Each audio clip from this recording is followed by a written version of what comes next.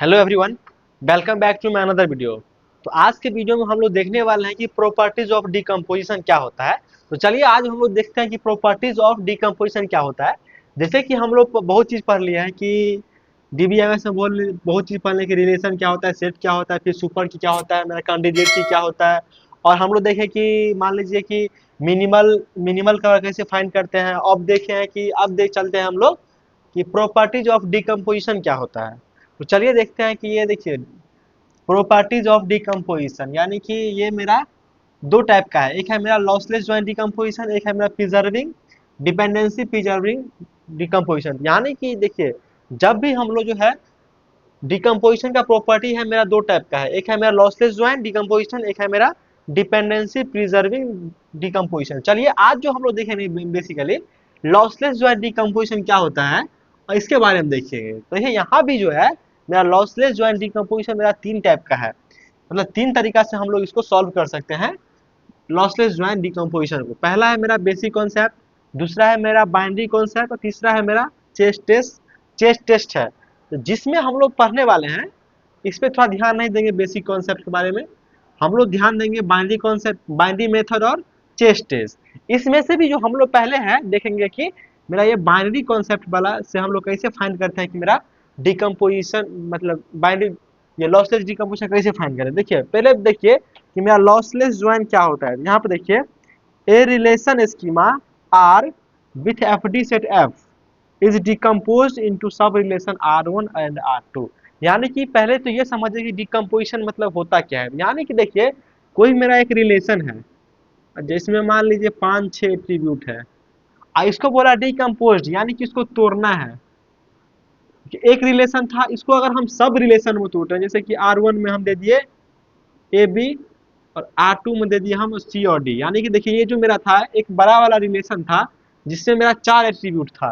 क्या क्या था, एक ए बी सी और डी था, जिसको हम लोग डिकम्पोज किए दो पार्ट में। एक था मेरा R1 ए बी और एक है मेरा R2 सी डी। यानी कि देखिए एक रिलेशन था उसको डिकम्पोज किए दो पार्ट में, एक है मेरा R1 एक है मेरा R2। इसी को हम लोग बोलते हैं डिकम्पोजिशन। यानी कि एक बड़ा रिलेशन को हम लोग छोटे छोटे रिलेशन में जो उसको तोड़ते हैं उसी को हम लोग क्या बोलते हैं, डिकम्पोजिशन। तो यहाँ पे देखिए ये वाला हो गया है डिकम्पोजिशन। क्या होता है, एक relation schema R with the FD set F decompose into sub relation R1 and R2। यानी कि मान लीजिए कोई रिलेशन जो डिकम्पोज हुआ है R1 और R2 में डिकम्पोज हुआ है, इसमें कुछ कुछ एट्रीब्यूट है वो आप लोग को ध्यान रखना है।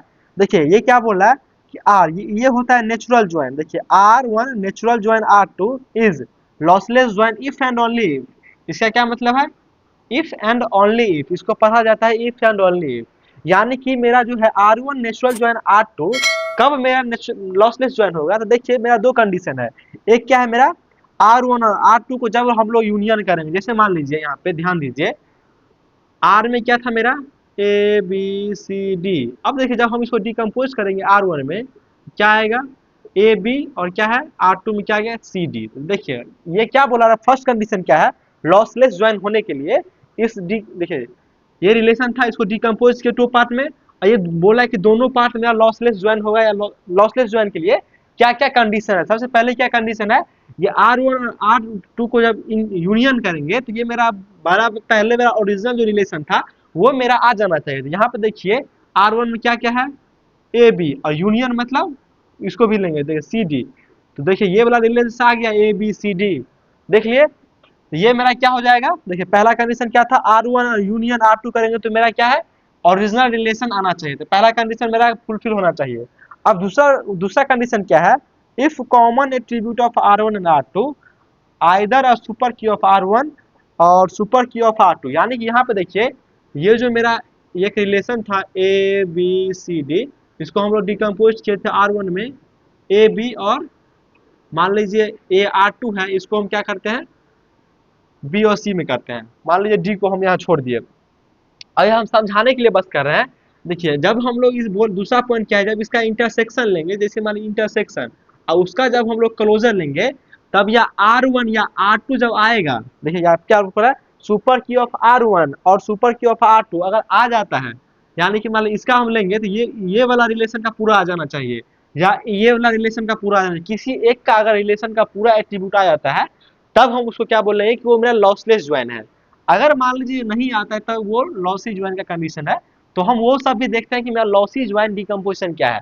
यहाँ पे देखिए उसका ही अपोजिट है कि देखिए R1 natural join R2 is lossy join if and only if, यानी कि मेरा R1 एंड R2 मेरा लॉसी ज्वाइन कब होगा, उसका कंडीशन देखिए। पहला क्या है, if common attribute of R1 and R2 neither a super key of R1 and neither a super key of R2, यानी कि मान लीजिए एक मेरा रिलेशन था ए बी सी डी, वही एग्जांपल देखिए R1 ए बी और R2 क्या है मेरा बी सी डी, यानी कि देखिए इस दोनों का जब हम लोग कॉमन एट्रीब्यूट लेंगे और उसका जब हम लोग सुपर की लेंगे तो वो मेरा देखिए नहीं तो सुपर की इसका होगा नहीं तो इसका होगा, किसी एक का भी नहीं होगा सुपर की। तो उस कंडीशन में हम लोग क्या बोलेंगे कि वो मेरा लॉसी ज्वाइन डिकम्पोजिशन है। तो जैसे कि देखिए मान लीजिए हम यहाँ पे तीन एग्जाम्पल लिए हैं तो उसी के बेसिस पे हम लोग समझते हैं कि लॉसी ज्वाइन डिकम्पोजिशन किसको कहते हैं। यानी कि देखिए जब मेरा डिकम्पोजिशन क्या था R1 और R2 में कितनों भी डिकम्पोजिशन हो सकता है, जैसे R1 में डिकम्पोजिशन, R2 में,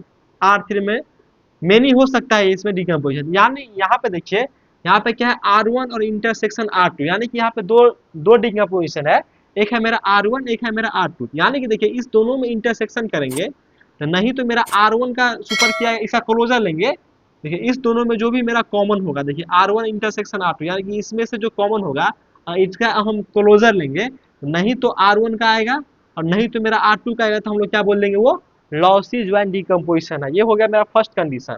अब सेकंड कंडीशन देखिए कि मान लीजिए एक रिलेशन है वो डिकम्पोज है R1 AB और R2 CD, यहाँ पे क्या बोला lossy join because no common attribute, यानी कि देखिए जब R1 और इंटरसेक्शन R2 करेंगे तो इसमें देखिए CD है इसमें AB है, यानी कि यहाँ पे कोई भी मेरा कॉमन एट्रीब्यूट नहीं आएगा। तो जब कॉमन एट्रीब्यूट नहीं आएगा तो हम लोग क्या बोल देंगे डायरेक्टली वो मेरा लॉसी ज्वाइन डिकम्पोजिशन है।